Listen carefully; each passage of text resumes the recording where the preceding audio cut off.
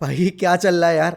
मतलब United Arsenal को हरा रही है, फिर आर्सेनल बार्सिलोना को हरा रही है, फिर मैड्रिड यूनाइटेड को हरा रही है, और फिर जाकर बार्सिलोना मैड्रिड को हरा रही है। कुछ भी मतलब, अब ऐसे हम कैसे पिरामिड ड्रॉ करें, कौन सी टीम ऊपर कौन सी टीम नीचे।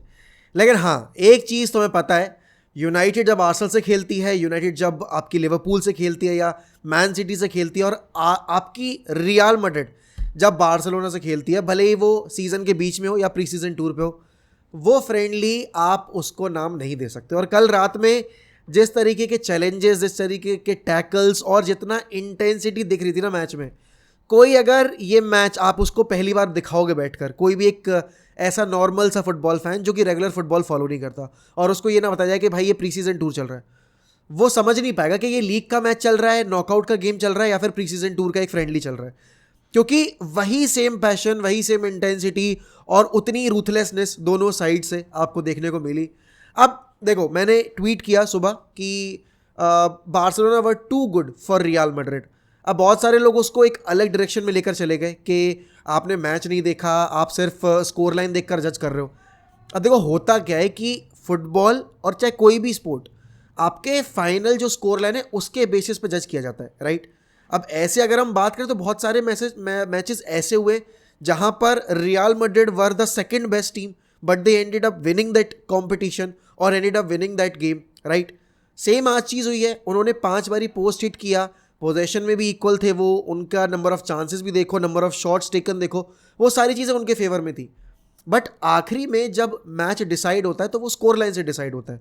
हाँ, एक चीज़ मैं ज़रूर बोलूँगा कि बहुत सारे पॉजिटिव्स थे आज मैड्रिड के लिए इस वाले मैच से। अगर आप बेलिंगम की परफॉर्मेंस की बात करो, इट वाज वेरी गुड।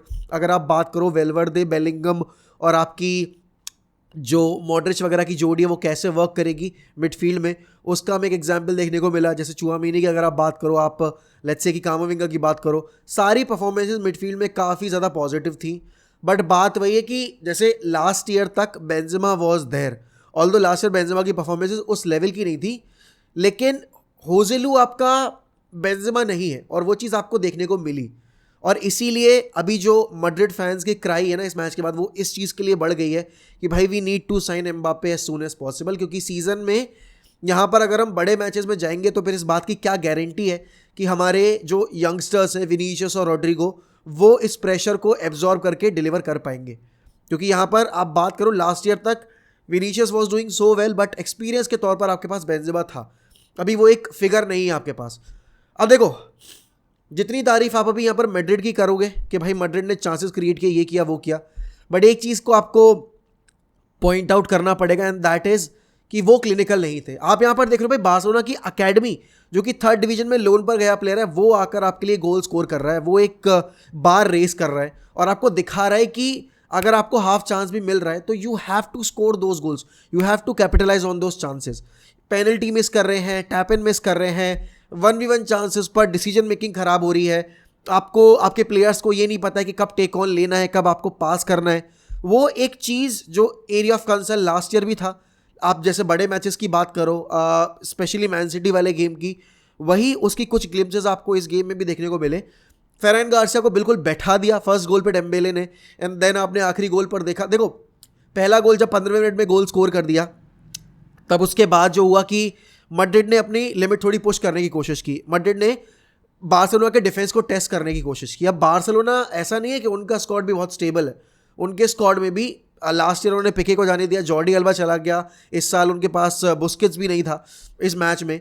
लेकिन ओरियो रोमेओ, आपका गुंडोगन और फ्रेंकी डियोंग की जोड़ी और पेड्री की, ये 4 मिडफील्डर्स जो खेले थे भाई, उन्होंने कल जो उनसे एक्सपेक्टेड था वर्क वो प्रोवाइड किया। अब बात करोगे कि जब सीजन आगे बढ़ेगा तो गुंडोगन आपको रेगुलर खेलते दिखेंगे along side Frenkie de Jong, and शायद ओरियो रोमेओ को उतना गेम टाइम ना मिले। लेकिन जिस चीज़ के लिए ओरियो रोमेओ को कल इंट्रोड्यूस किया गया कि आपको डिसरप्ट करना है मैड्रिड का गेम प्ले और आपको टेस्ट करना है उनको फिजिकल लेवल पे।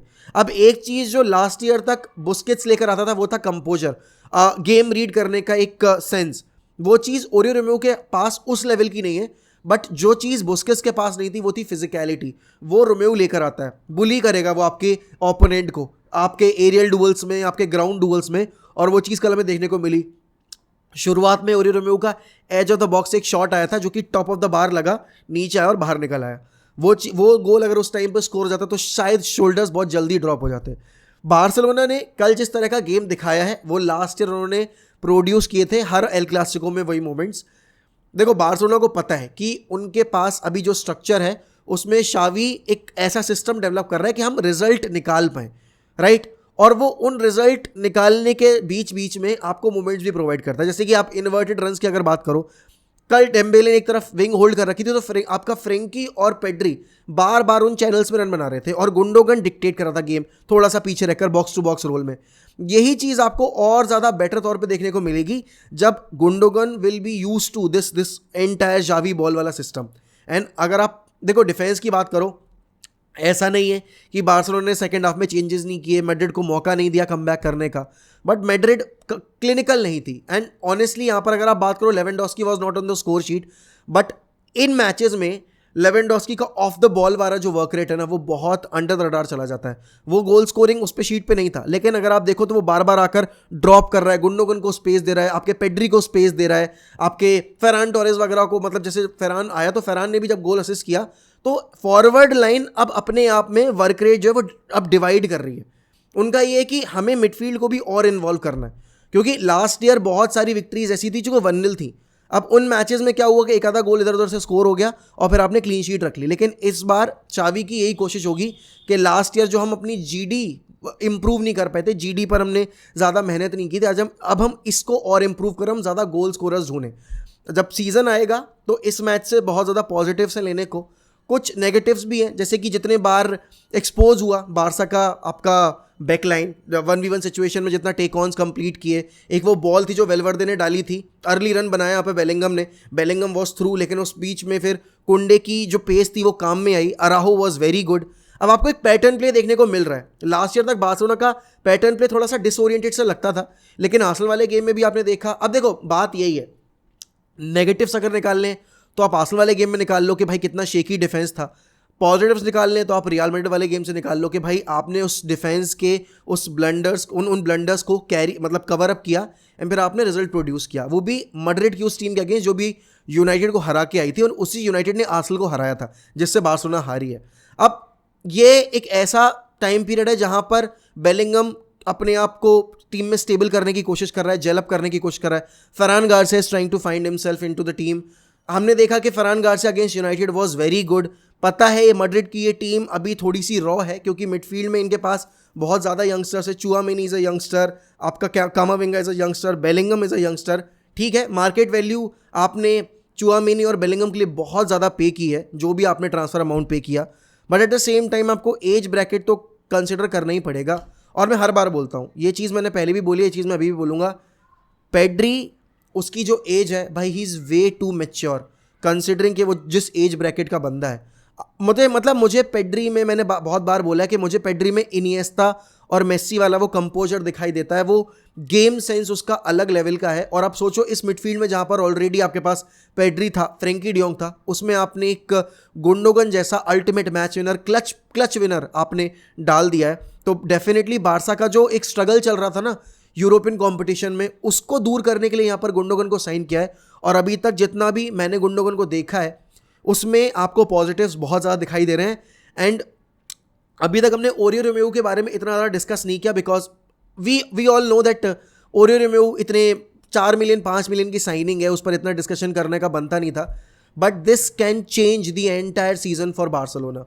बहुत अंडर द रडार साइनिंग है ये, and this can actually help players like Frenkie, players like Pedri, players like Gavi to do their work up front. और वहाँ पर रोमेओ, वो जो डर्टी वर्क हमने फ्रैंक कैसी से एक्सपेक्ट किया था, शायद वो फ्रैंक कैसी वाली एक्सपेक्टेशंस को मैच कर जाए यहाँ पर ओरियो रोमेओ की साइनिंग। एंड डेफिनेटली बाल्डे की बात आप करो, क्रिस्टेंसन की बात आप करो, अराहो की बात आप करो, एंड अगर आप लेट्स से कि आप कुंडे की बात करो, सारे के सारे बहुत अच्छे थे।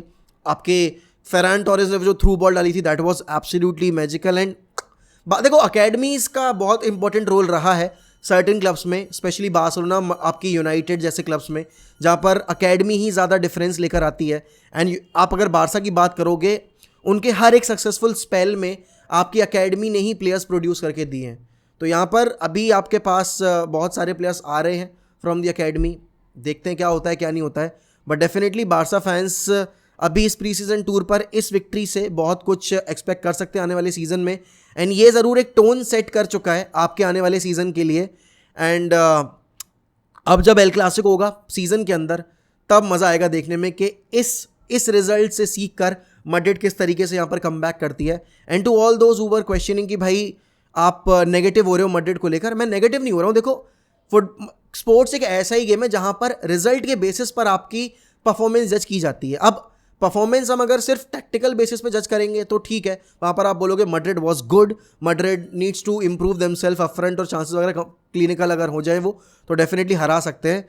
बट रिजल्ट की अगर आप बात करोगे, यू हैव टू से कि Barcelona were the better team and that is why they took a victory over real Madrid. तो credit where it's due, Xavi has done his magic once again in El Clasico. और यहाँ पर Ancelotti, पता नहीं मुझे कि वो L क्लासिकोस को सीरियसली लेते हैं नहीं लेते हैं, लेकिन वही इंटेंट है जो कि आपने यूनाइटेड के अगेंस्ट दिखाया था, वो आपका एल क्लासिको में थोड़ा बहुत मिसिंग लगा मुझे, तो वही मुझे डिस्कस करना था। बाकी हाँ, आप लोग बताइए कमेंट सेक्शन में कि आपके हिसाब से मैड्रिड की इस लॉस में आप किसको ज़्यादा ब्लेम करते हो, अप फ्रंट प्लेयर्स को, या फिर आप ये कहोगे कि नहीं players were taking it very lightly because it was just a pre season game, and यहाँ पर हम जब सीजन शुरू होगा तब हम एक अलग मैड्रिड को देखेंगे। But I think no preseason game can be termed as a friendly when Real Madrid and Barcelona are playing against each other. So that was my honest reaction regarding last night's El Clasico. बाकी अगर video पसंद आई हो तो please like करिएगा video को, comment करके आप opinions बताइए, और अगर आप चैनल पे नए हैं तो सब्सक्राइब करना मत भूलिएगा, एंड आने वाली वीडियोस के लिए बेल आइकन दबाना ना भूलिएगा। चलिए मिलते हैं अगली वीडियो में, तब तक goodbye, take care, sayonara.